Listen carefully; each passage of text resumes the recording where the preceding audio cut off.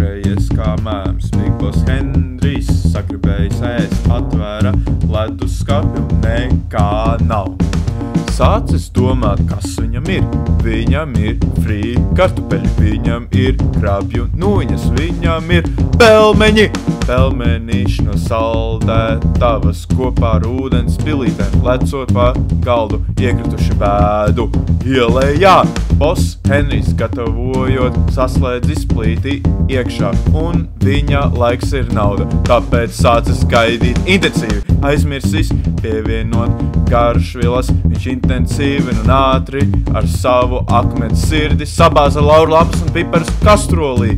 Laika pa laiciņam pelmenīši uzplaukst un jau tuvojas mērķim savam finišam. Henrucītis Boss zibenīgi ātri saliek pelmenīšu šķīvja, kā arī dzidri spīdošo krējumiņu un piebeidza visu ar pilnu kuņģi.